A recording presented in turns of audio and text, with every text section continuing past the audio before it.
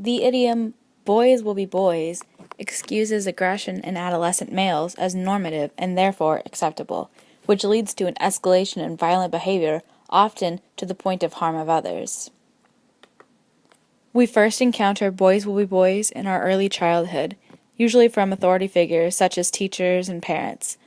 Though they think their words are harmless, these authority figures are essentially telling young boys that their aggressive behavior is condoned and that the violence that they exhibit is acceptable. For young girls, this is the first encounter that we have with inequality.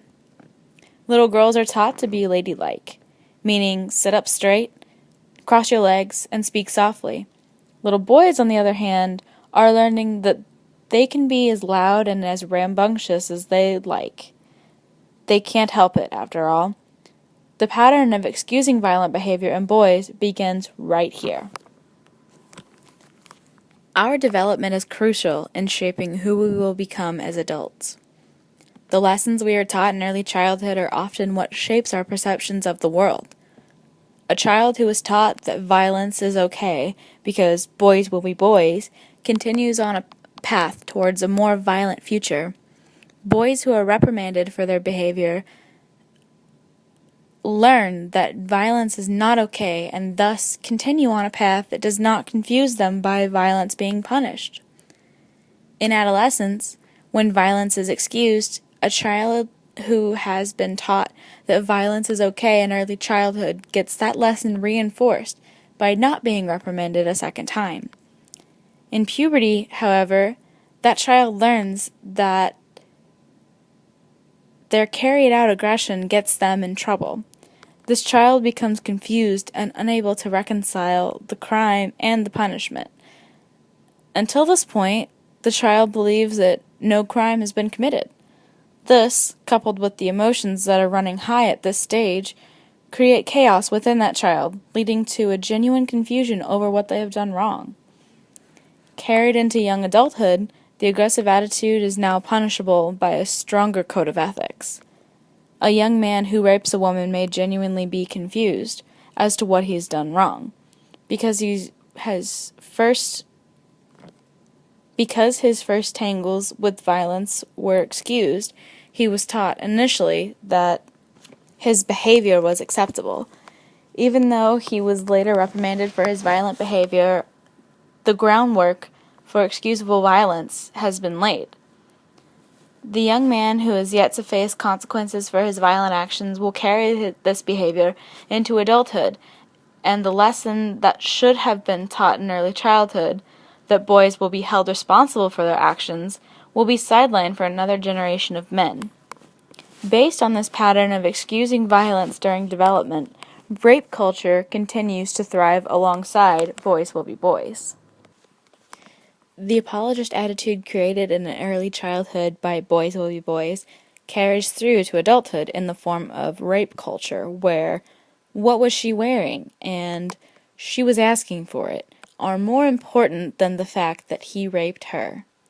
In fact, most often we hear phrases like she was raped instead of someone raped her. By phrasing these two statements in this way, there is an emphasis, if not a blame, being placed on the victim. She was raped implies that she got herself raped, as if it were her fault.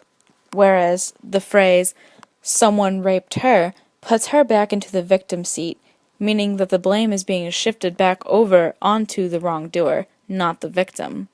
However, most often we hear the former. This is called victim blaming, which goes hand in hand with boys will be boys. In childhood, it's boys will be boys, he couldn't help it. In adulthood, it becomes boys will be boys, he couldn't help himself. Rape culture also calls into question our definition of masculinity. As it sits, our current masculinity modus operandi is the system of hegemonic masculinity. In hegemonic masculinity, men are guaranteed social superiority and dominance, thereby subordinating the position of woman. Hegemonic masculinity is created by the reinforcement of ideas like boys will be boys. By saying boys will be boys, we are affirming not only the difference between boys and girls, we are setting different standards for each. Boys can't help their behavior, meaning that they get away with more, while girls are expected to control everything around them, except for boys, of course. This establishes boys as superior to girls by allowing them more leeway in wrongdoings. Boys will be boys is also the system which creates a space for violence and masculinity. Because masculine practices include violence and aggression, and because boys will be boys, violence and aggression are acceptable traits for boys to exhibit. Our system of masculinity then creates a system of violence where no one is to blame, but everyone is a victim.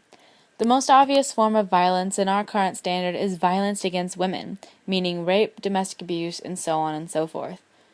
Women are the victims of men's abuse, while men are the victims of the hegemonic masculine system. They don't know anything else because their violence was encouraged from a young age and then condoned throughout their life. When met with resistance, violence is often the answer for men. Most times, resistance is in the form of a woman who receives the violence a man gives. Both are effectively victims of the masculinity standard. The next form of violence may also be obvious, but is necessary to include nonetheless. Violence against men is encouraged by this system. Boys will be boys teaches that violence is the answer. Any dispute two men have ends in violent outbursts, making men both the wrongdoer and receiver of violence. The third is less obvious. Violence against the self is encouraged in hegemonic masculine practice. Certain violent practices are condoned throughout the lifetime of a man. Some examples include boxing, hockey, and football. Yes, I'm talking about sports. Men put themselves in dangerous positions to prove their own masculinity to not only others, but also themselves. This display of masculinity that begins with boys will be boys and ends in head injury. Masculinity is not only about asserting oneself through violence, it is also about sexual conquest and asserting masculinity through sexuality. In men's sexuality practices, women are often thought of in terms of property, as in something to have or something to possess. Even though these thoughts may not be intentional or conscious, the system in which men are taught forces these beliefs onto men. Just as boys will be boys, women will be owned. The more mainstream teaching of adult male sexuality seems to be boys are not monogamous by nature. Boys will be boys in the context of sexuality often means boys will be promiscuous. Men tend to associate the number of sex partners they've had with their self-worth. Masculinity is often equated with sexual activity, but not with sexual responsibility. Boys will be boys means girls better have a condom. Just as boys who are told that boys will be boys on the playground go on to continue their boyish behavior, young men who are not held responsible in sexual situations will continue their pattern of sexual irresponsibility. This irresponsibility is often what leads to the rise of STDs and unplanned pregnancies. In order to teach safe sex, we must begin not in high school sex ed courses, but on the playground where the boy who pushes the little girl down is not excused by boys will be boys, but is told that pushing is wrong. The sooner boys are encouraged to take responsibility for their actions, the sooner education for a healthy and responsible life can begin. By doing away with boys will be boys, we move forward towards a world where boys will be held responsible for their actions and girls will be their peers. So no more boys will be boys, no more he couldn't help himself, and no more excuses. Yes, boys and girls are different, but difference should have no impact on equality.